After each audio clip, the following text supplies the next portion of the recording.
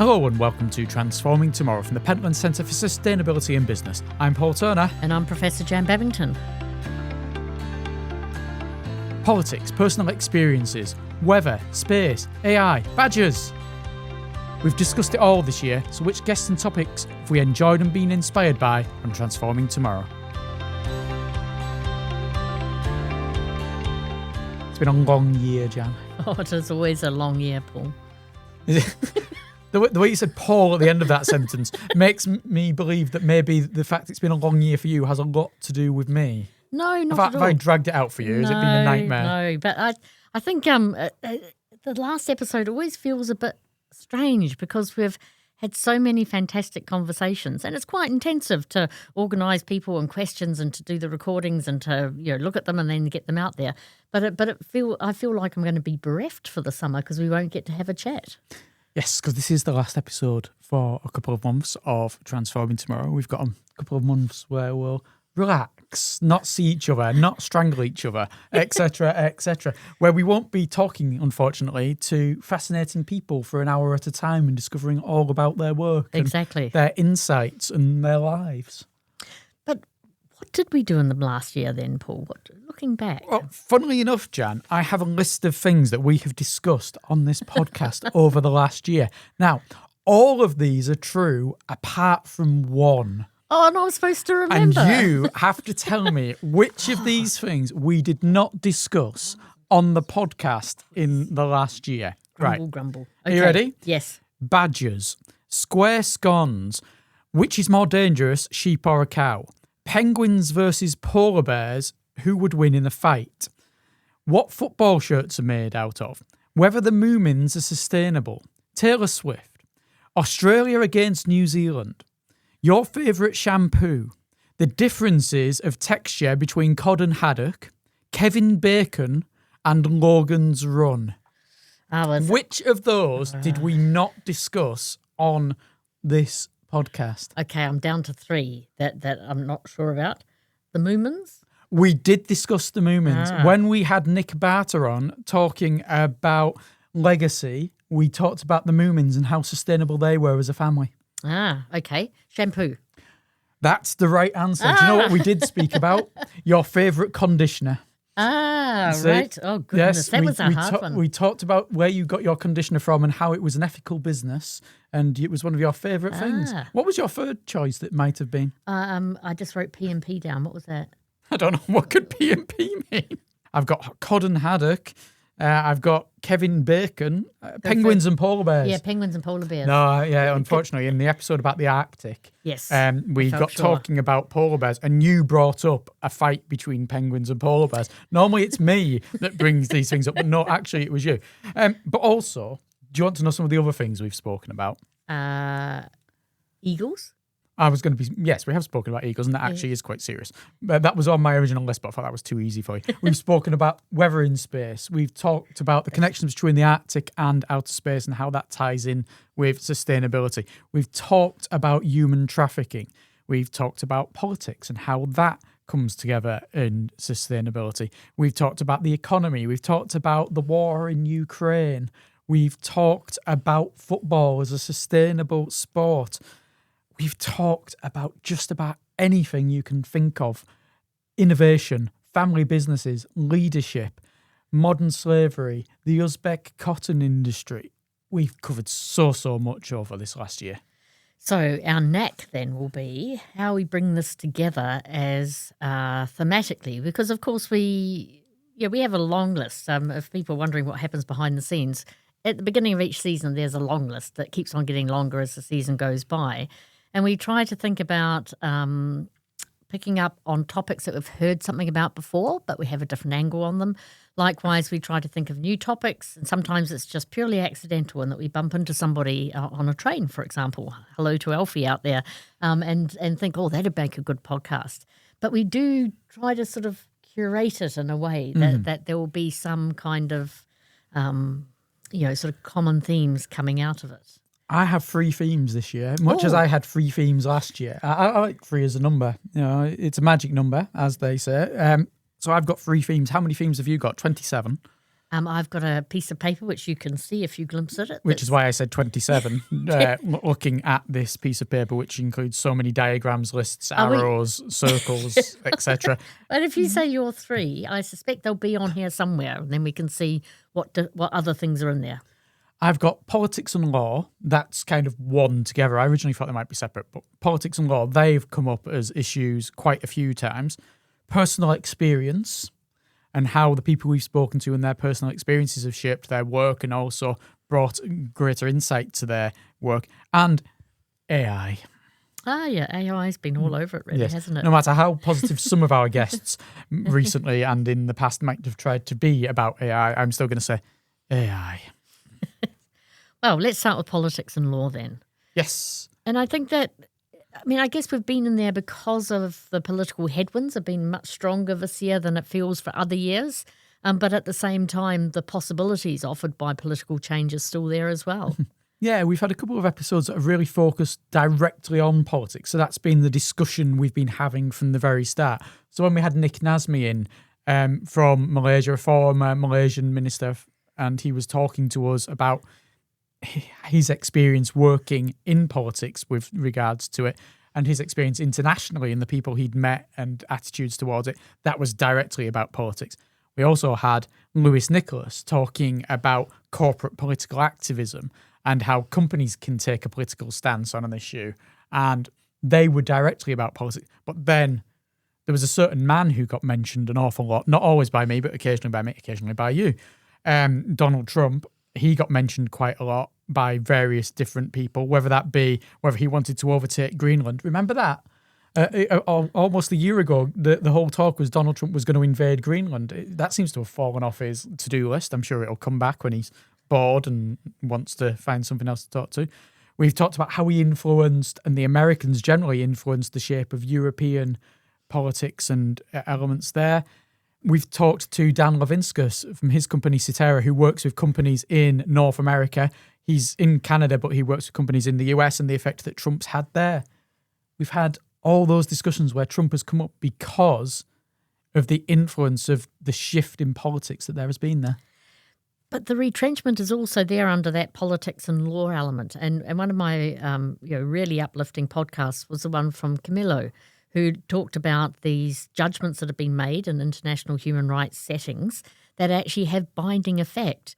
And during this year, so since his podcast with us and before now, the UN has actually adopted some of those principles formally. Now, some people abstained, but actually the majority of people took those forward. So the law is a way of holding some of those things in place, no matter what the politics does.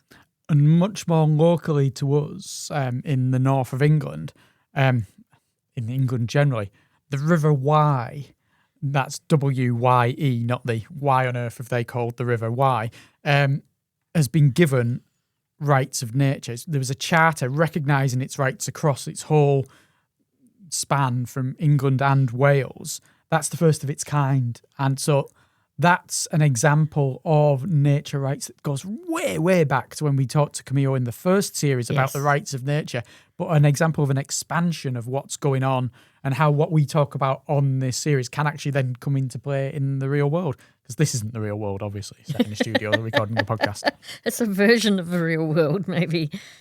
I think, there's lots of there in politics and law. Yes. I want to go for a couple more before you move on, because I can sense you want to move on, because there's some examples of how things have changed, both within what we talked to people about, but also since then. So Viktor Orban was mentioned a few times. Oh, yes. Yeah.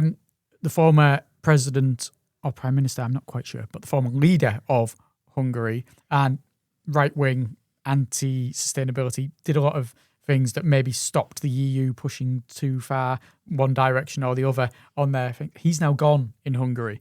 So we talked about him and the influence he was having on how he might be affecting things, no longer a factor. But then we've got the war in Ukraine, because we had our guests from Dniprotech University here with us in Lancaster telling us really how they're affected as a university. Since then, the war hasn't stopped, and Dniprotech University itself has been directly hit by strikes as part of the ongoing war there with Russia. And that's an example of what we were discussing about how it was affecting them, then becoming really more real. Yeah. And then I think there was one of the things that I wrote on this random piece of paper was hidden depths is what I wrote. Certainly wasn't about me then. I think that's not true.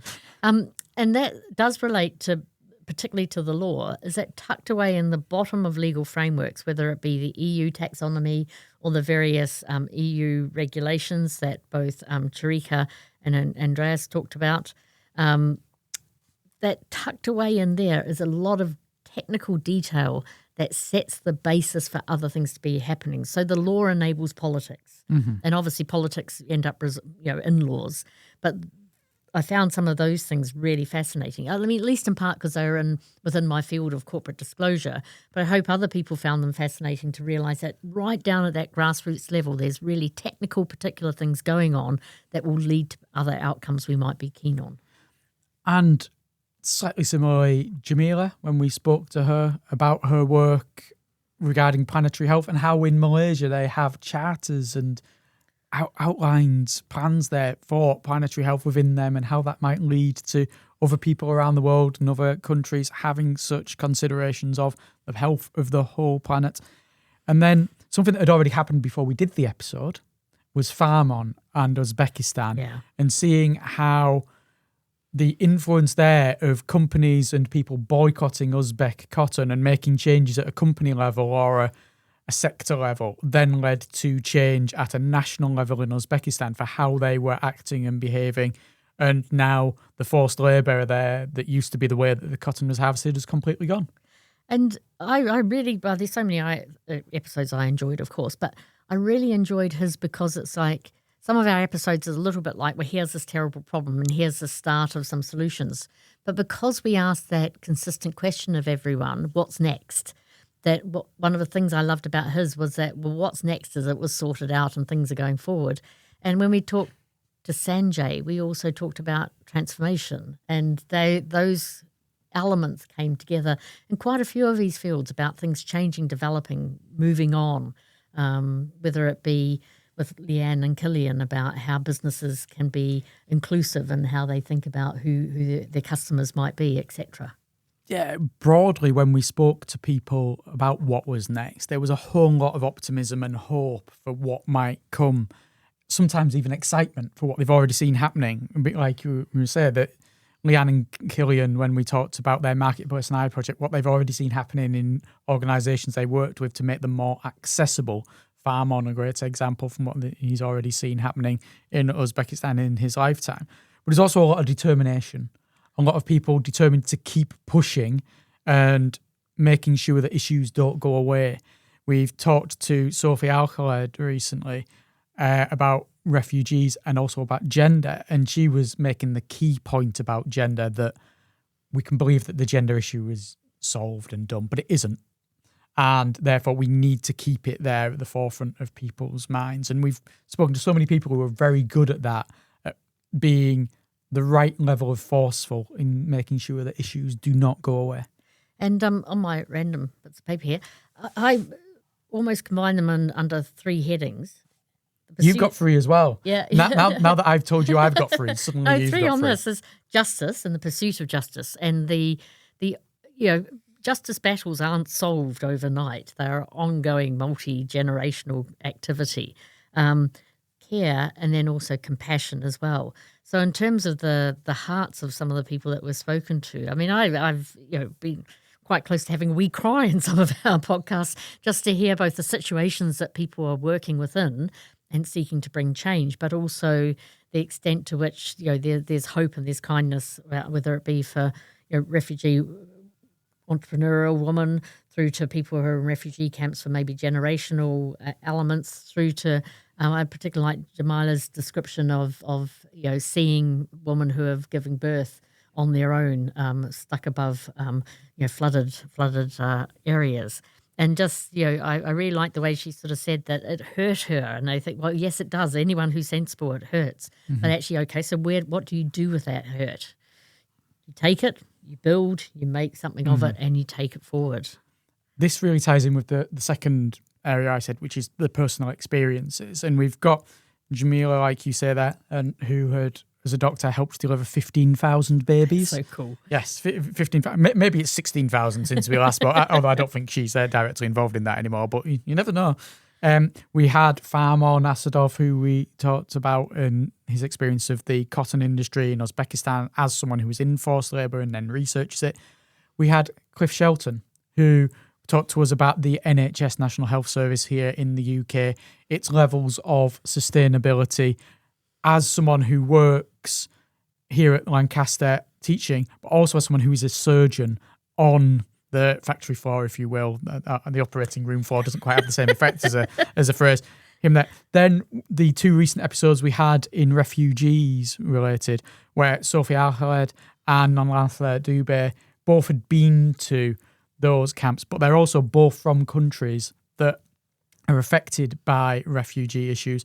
Nonlantha from Zimbabwe and having a big refugee camp there. Sophie from Syria and having lots of people from her homeland becoming refugees in Jordan, in Lebanon, in other countries like that.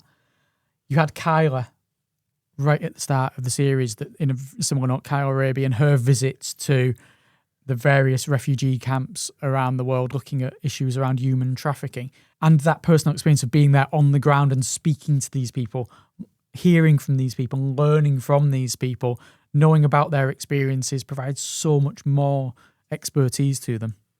Yes, because I think if you're not at that, grassroots, as it were, then you don't know. And Christina Hicks really strikes me as a really good example of that, with looking at West Africa, and particularly people in West Africa that rely on nice, nutritious fish for their micronutrients and for protein, and for that to be whisked away and fed to other fish for us to have as one of our many choices. So I think that was also a very powerful articulation of what was happening in West Africa. Not that she comes from West Africa, but if you like, that's where her research sits. Yes, Christina's from Kenya, from over on the opposite side of Africa.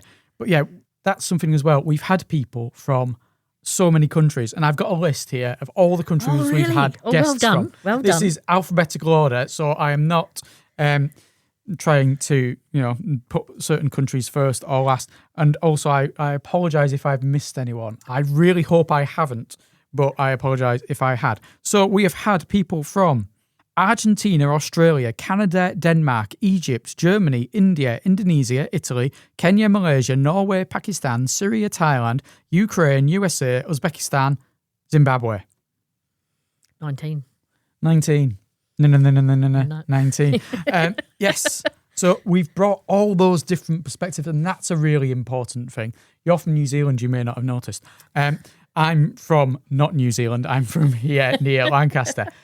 We've got so many different viewpoints and different backgrounds that people bring to us when they talk to us about issues. We're not trying to present a singular view from here in Lancaster. We want to hear from people all around the world, and that's a really important thing, bringing those personal experiences and backgrounds to the film. Context matters. It really does. Context really matters. I think from that personal experience as well, we've had some local and some LU graduate heroes, and also some non-local heroes as well.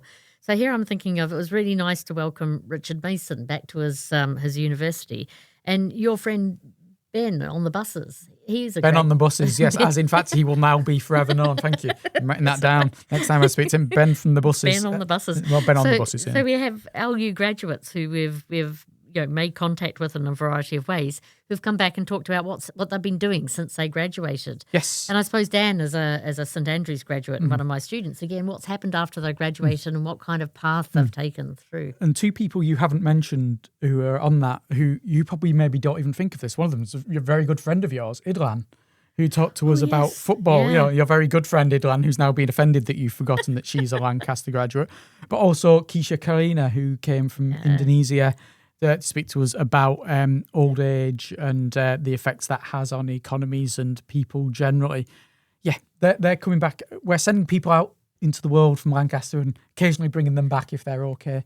And of course, the episode with Ben was the first one that carried a language warning, which maybe tells you something about the danger of having my friends as guests on this show as opposed to your friends. Yes. But there are other heroes. So Alfie, working his way in conservation architecture to make things happen. Brett, who's working in Manchester and around linens and the provision of linens and other materials for businesses. Anna, who's sorting out our energy system with this huge project at Lancaster University. Laura, who came back to tell us how the Lake District Farmers Project came through to an end and developed going forward. So there's people who are, from their personal experience, that commitment, are doing really interesting things. Now, I'm wary of bringing this particular area up because you, twice during this season, have described yourself as a Luddite. Not once, but listening back, twice. Really? Twice you've described yourself as a Luddite. One of which you didn't comment on whether it was an offensive term or not. And the second time you said, actually, I don't think Luddites are all that bad. But AI, technology. So when we talked about what comes next, a lot of people have said about technological and scientific advances are going to help with it.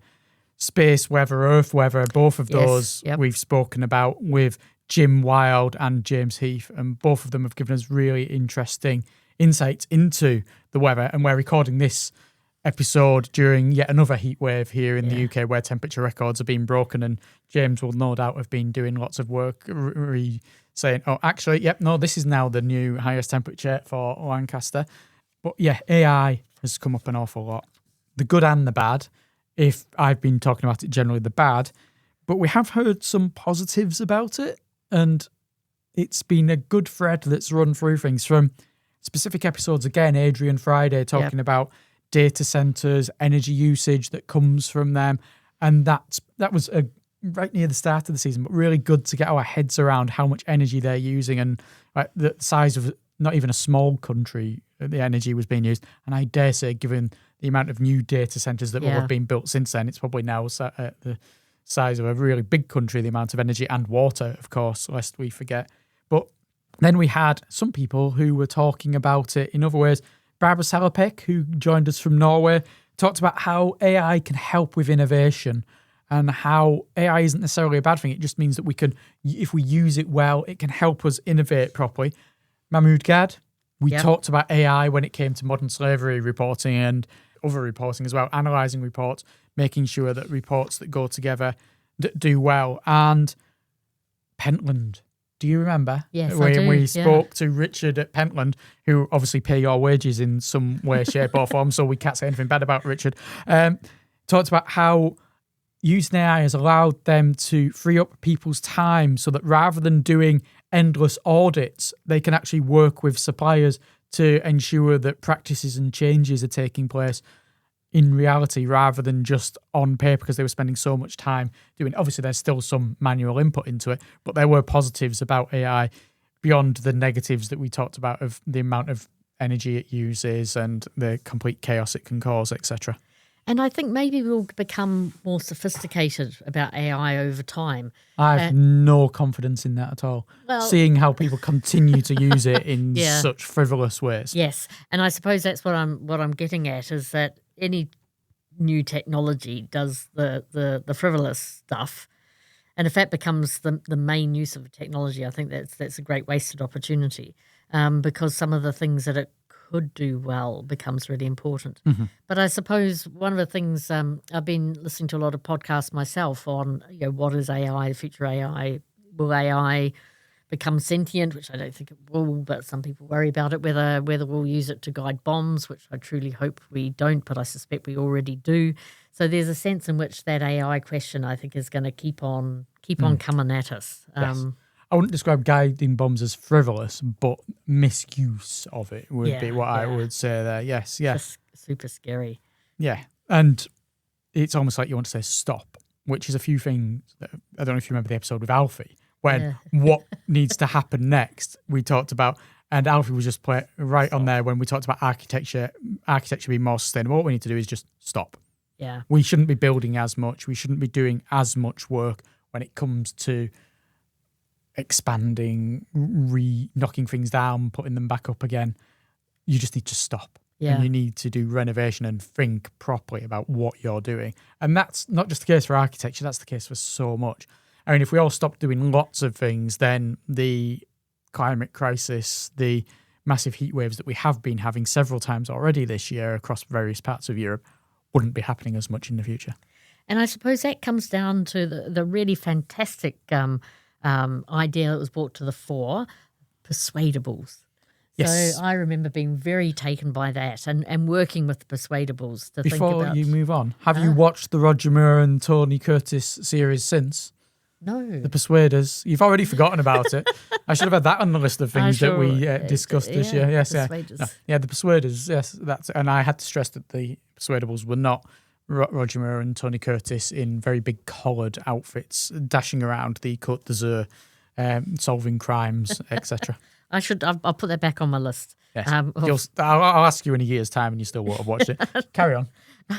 You've really caused me to completely lose my train of thought, which we was were always talking about the Persuadables and how you were really taken by the concept, not the Persuaders, and how you were really taken by Roger Moore's sideburns. Yes, indeed. I can't now get Roger Moore's sideburns out of my head. Anyway, the Persuadables. So some of the what next and the whole sort of law and politics element of it. Yep, the task of sustainability in business and sustainability more generally remains political, but it also remains dependent upon citizens also having views and acting upon them. And I really like the two glimpses that we got into citizens' assemblies and the way that was a technique to work with those who want to be able to shape what will be happening next and how persuadable people will be in terms of what they might be happy to do. Mm-hmm. And I was really struck. I was in a seminar a couple of days ago, and there was a presentation on people's perception of climate change risk. And what they said is that 3 out of 4 people were really worried. But when asked whether or not they thought other people were as worried as they were, they always underestimated the number of other people that were also worried. And that made me think back to this idea of the persuadables, because if you think you're worried and no one else is, you'll be, your possibilities for change are one thing. But if you're worried, other people are, you've got some political levers that you can draw from, you've got legal frameworks to help you get there, then actually the what next and how to progress becomes much less sort of downbeat. Yes, and we've talked about the importance of communication with various people on the back of that episode where we talked about the persuadables with Valencia. There's been so many interesting ways that communication can be important, whether you're trying to get across messages about modern slavery, where you're trying to get across messages about employment rights. Yes. You need to communicate it well. You need to be able to tell things to people in a way that they're going to both be interested in and understand. Yeah, which is hopefully what we do. Although, you apparently fall asleep whenever I mention the persuaders, so maybe not interested in everything. There's just too many things in my mind. Far too many things. So there's a couple of concrete things that have happened since we recorded episodes with people. Way back, the first episode of the series with Jim Wild when we talked about space weather. Jim has now become the president of the Royal Astronomical Society. Yeah. And his face has been everywhere recently, talking about science and the importance of funding science, and talking about the possibility of a future Carrington event and what that might mean, which is something he spoke to about us, which is where rays from the sun cause various issues with electronics and what that might mean. So he was on the BBC. He was, yes. So, he's gone down in the world, but he's still talking about it. That's it. We spoke to Anna Cockman about the Net Zero Energy Centre, and that since then, the solar plant at Lancaster fully operational, and for large parts of the spring, providing 100% of the power needs of the university here at Lancaster. Yeah. That's happened. And the Net Zero Energy Centre itself, which is still being constructed, but if you look at it now, it looks like a Net Zero Energy Centre rather than just a flat building site. So much has changed, and by the time we record this wrap-up episode next year, it'll be there. It'll be done. Yeah. I tell you, the other thing that happened while we were there is thinking of James and the Weather Centre up at Hazelrig. The May record of 29.3 degrees has been set. Yes, I already mentioned that, which again shows to the point that you're not paying attention to me. I was paying attention, but you just wanted to emphasise it. Well, that was a May record. Yes, all right. There have been various records that have broken. Indeed. I didn't want to just go for one. But no, there have. We spoke to James late last year, and in that time there's been winter, spring and summer records of various kinds that have been broken and will continue to be so in the years ahead. Yes. hopefully encouraging more people to take action. Because although there are still the loud voices that will say whenever there's a case of a heat wave, we used to get this in the 1970s, you just coped for it. It's nothing like that. It's nothing like that at all. It's far more sustained and widespread and more repetitive. And you've already mentioned elements of these, but I thought I'd quite like to tie them together. The Moomins. You want to tie up the Moomins? I don't think it's... With a penguin and a polar bear. That's quite a vision, but it could be done, I'm sure.